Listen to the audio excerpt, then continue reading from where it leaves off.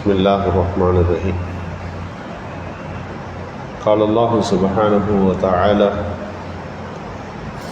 إذ قربا قربانا تقبل من أحدهما ولم يتقبل من الآخر صدق الله مولانا العظيم. மேலான அல்லாஹுவின் நல்லடியார்களே, புனிதமான துல்ஹஜ் மாதத்தை நோக்கி நாம் நகர்ந்து கொண்டிருக்கின்றோம். ஹஜ்ஜையும் குர்பானியையும் குறித்துள்ள சிந்தனைகள் இந்த நாட்களில் செய்ய வேண்டிய மிக முக்கியமான நல்லமல்களாய் இருப்பதால் அது குறித்தெல்லாம் நமக்கு அதிகம் மசாயில்களையும் சட்டங்களையும் சிறப்புகளையெல்லாம் தெரிந்து கொள்ள வேண்டிய பொறுப்பு நமக்கு இருக்கிறது. எத்தனையோ வணக்க வழிபாடுகளிலே குர்பானி என்பது ஒரு வழக்கம். அல்லாஹ்விற்காக வேண்டி ஆடு மாடு ஒட்டகம் இவைகளில் அந்த உயிர் பிராணிகளை அறுத்து அல்லாஹ்விற்காக பலியிடுவதற்கு பெயர் குர்பான். திருக்குரானில ஆதம் அலைஹிஸ்ஸலாம் அவர்களுடைய குர்பானி குறித்து வந்திருக்கிறது. குர்பானி என்னவோ நபிகள் பெருமானார் ஸல்லல்லாஹு அலைஹி வஸல்லம் காலத்தில் அது கடமையாக்கப்பட்டிருந்தாலும் கூட எல்லா உம்மத்திலையும் இந்த குர்பானி போன்ற ஒரு அமல் இருக்கிறது. அல்லாஹ்விற்காக எதையோ பலியிடுதல் அப்படின்றது இருக்கிறது. ஒரு காலத்தில் மனிதர்களையே அறுக்கின்ற நரபலி காலம் இருந்தது. அல்லாஹ்விற்காக நாம் செய்கின்ற இந்த குர்பானியினுடைய ஒரு முந்தைய வடிவம் எப்படி என்றால், மனிதன் இன்னொரு மனிதனை அறுத்து தன்னுடைய நேர்த்தி கடனை நிறைவேற்றுவது, நேர்ச்சைகளை நிறைவுபடுத்துவது. நபிகள் நாயகம் ஸல்லல்லாஹு அலைஹி வஸல்லம் அவர்கள் சொல்லுகிறார்கள், ஆன இப்னு தபீஹைன், நான் 2 தடவை அறுக்கப்பட இருந்த ஒரு தந்தையின் மகன் என்றார்கள். 2 பேர், 2 தந்தைகள் என்னுடைய மூதாதையர்களாக, என்னுடைய பாரம்பரியத்தினுடைய என் பாட்டனார், என்னுடைய தந்தை 2 பேருமே அறுப்பதற்கு தயாராக கொண்டு செல்லப்பட்டவர்கள் தான். அவர்களுடைய மகன் தான் நான் என்கிறார்கள் ஸல்லல்லாஹு அலைஹி வஸல்லம். இஸ்மாயில் அலைஹிஸ்ஸலாத்தை பற்றி கேள்விப்பட்டிருப்போம். இப்ராஹிம் அலைஹிஸ்ஸலாம் கனவு கண்கிறார்கள். தொடர்ச்சியாக 3 நாட்கள் அறுப்பதாக கனவு கண்டு அவர்களை அழைத்து போகிறார்கள். அழைத்து போகிற போது அல்லாஹ் சுப்ஹானஹு வ தஆலா கடைசியாய் அவர்கள் அறுப்பதற்கான எல்லா முயற்சிகளையும் எடுத்து கால்களை எல்லாம் கட்டி அவர்கள் அறுக்கிறார்கள். அதனால் அறுக்க முடியவில்லை.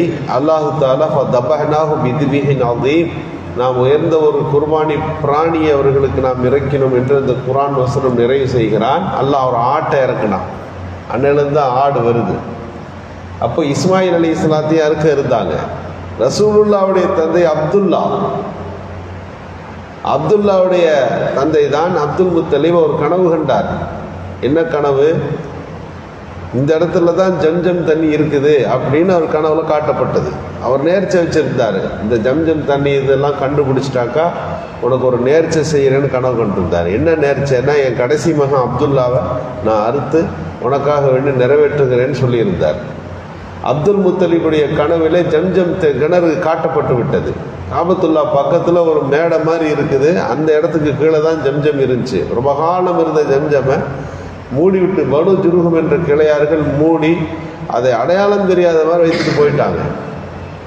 அந்த தண்ணீரை வெளியாக்கி ஜம்ஜம் கிணற்றை மக்களுக்கு அவர் ஒப்படைத்து விட்டு அவர் நேர்ச்சியை நிறைவேற்றுறதுக்காக வேண்டி அப்துல்லாவை அழைத்து கொண்டு போகிறார். அப்போது சொன்னாங்க, ஒரு மனுஷனுக்கு ஈடாக ஒட்டகம் கூட கொடுக்கலாம். எப்படி தரணும்னா, ஒரு இடத்துல அப்துல்லான்னு ஒரு சீட்டில் எழுதுங்க, இன்னொரு சீட்டில் ஒரு ஒட்டகம்னு எழுதுங்க, எழுதி சீட்டு குலுக்கி போடுங்க. அதில் ஒட்டகம் பேர் வந்தால் ஒட்டகத்தை அறுத்துட்டு போயிருங்க, ஏன் பிள்ளைய அறுக்கிறீங்கன்னு சொன்னாங்க. அதே மாதிரி அவர் எழுதி போட்டார். அப்துல்லான்னு தான் பேர் வருது, ஒட்டகம் பேர் வரமாட்டேங்குது சீட்டில். அப்போ என்ன செய்யறது? ஒரு ஒட்டகம்ன்ற இடத்துல 2 ஒட்டகம் எழுதி 2வது தடவை போடுங்க அப்படின்னா அவர் 2 ஒட்டகம் அப்துல்லான்னு ஒரு சீட்லையும் இன்னொரு ஒட்டகத்தில் 2 ஒட்டகம் எழுதியும் போட்டார். அப்போதும் அவர் கையில் எடுத்தது அப்துல்லா சீட்டு தான் வந்துச்சு. 2 ஒட்டகம் என்பது அப்படியே ஒவ்வொன்றாக கூடி 99 ஒட்டகம் எழுதுறார். 99 ஒட்டகம் ஒரு பக்கத்தில், இன்னொரு பக்கத்தில் அப்துல்லான்னு எழுதி சீட்டை போட்டார். 99 ஒட்டகம்னு வந்திருக்கணும், அப்போதும் அப்துல்லான்னு வந்துடுச்சு. 100 ஒட்டகம் எழுதி போட்ட போது அந்த சமயத்தில் தான் 100 ஒட்டகம் என்கிற சீட்டு அப்துல் முத்தலிபுடைய கையில் வருகிறது. ரசூலுல்லாஹி ஸல்லல்லாஹு அலைஹி வஸல்லம் அவருடைய தந்தை அப்துல்லாவை விட்டுட்டு 100 ஒட்டகங்கள் அங்கே அறுக்கப்பட்டு அது மக்கா முழுக்க சதகா செய்யப்படுகிறது. ரசூலுல்லாஹ் இதைத்தான் சொல்கிறாங்க, அறுக்கிறதுக்கு தயாராக இருந்த ஒருவரின் மகன் தான் நான். என் தந்தை அப்துல்லாவை அறுக்கிறதுக்கு காபத்துல்லா வரை அழைத்து செல்லப்பட்டவர்.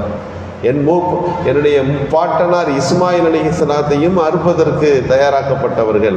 இப்னு தபீஹைன், நான் 2 அறுக்கப்பட இருந்த தந்தைமார்களின் மகன் நான் என்று ஸல்லல்லாஹு அலைஹி வஸல்லம் அவர்கள் தன்னை அறிமுகப்படுத்துவார்கள். இது நரபலிகள் காலம். அது மனிதன் இன்னொரு மனிதனை அறுக்கிற ஒரு சூழல் இருந்தது. இதைத்தான் இஸ்லாம் மாற்றி அமைக்கிறது. அல்லாஹ்விற்காக வேண்டி ஒரு உயிர் பலியை நீங்கள் கொடுங்கள் என்று அதை மாற்றி அமைக்கிறான். அல்லாஹ்விற்காக வேண்டி ஹஜ்ரத் ஆதம் அலைஹிஸ்ஸலாம் கொடுத்ததை பற்றி குர்ஆன்ல வருது. அன்னைக்குள்ள குர்பானி எப்படி இருந்துச்சு அப்படின்னா, ஒரு மலைக்கு மேலே போய் தானியத்தை இறக்கி வைப்பார்கள், அல்லது தான் கொடுக்க வேண்டிய பொருளை கொண்டு வந்து அங்கே வச்சிருவாங்க. ஹாபில் காபில் 2 பேர் கொண்டு வந்து தங்கள் குர்பானியை வைத்தார்கள். 10 குப்பில மின் அஹதிஹிமா, ஒருவருடைய குர்பானியை அல்லாஹ் ஏற்றுக்கிட்டான். வலம் கப்பல் மினல் ஆகர், 2வது நபரின் குர்பானியை அல்லாஹ் ஏற்றுக்கல. ஏற்றுக்கொள்ளப்பட்டது எப்படி கண்டுபிடிக்கப்பட்டதுன்னா, ஒரு தானிய குவியலை, கோதுமை குவியலையோ எதையோ ஒன்றையோ அவர்கள் தருபவர்கள் கொண்டு வந்து மலையில் வச்சிருவாங்க. அல்லாஹ் ஏற்றுக்கிட்டானா இல்லையான்னு பார்த்துக்கிட்டே இருப்பாங்க. எப்படி தெரியும்?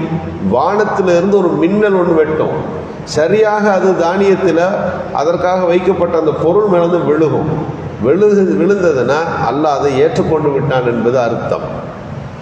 இப்படித்தான் ஆதம் அலைஹிஸ்ஸலாத்துடைய குர்பானி இருந்தது என்று திருக்குர்ஆன் நமக்கு சொல்லுகிறது. ஆக குர்பானி என்பது அது ஆதம் அலைஹிஸ்ஸலாம் தொட்டு நபிகள் ஸல்லல்லாஹு அலைஹி வஸல்லம் வரை தொடர்ந்து செய்யப்படுகின்ற ஒரு சிறந்த ஒரு நல்லமல். அல்லாஹ் சொல்லுகின்றான், நையனால் அல்லாஹு லுஹுமுஹா வலா திமாவுஹா, நீங்கள் குர்பானி கொடுக்கிறீர்களே அந்த குர்பானியின் இறைச்சி அல்லாஹ்வை போய் சேருவதில்லை. வலா திமாவுஹா, அதன் ரத்தம் அல்லாஹ்வை போய் சேருவதில்லை. வலாக்கி யனாலுஹு தக்வா மின்கும், நீங்கள் குர்பானி கொடுக்கிற போது உங்களிடமிருந்து அல்லாஹ்விடம் போய் சேருவது எது தெரியுமா?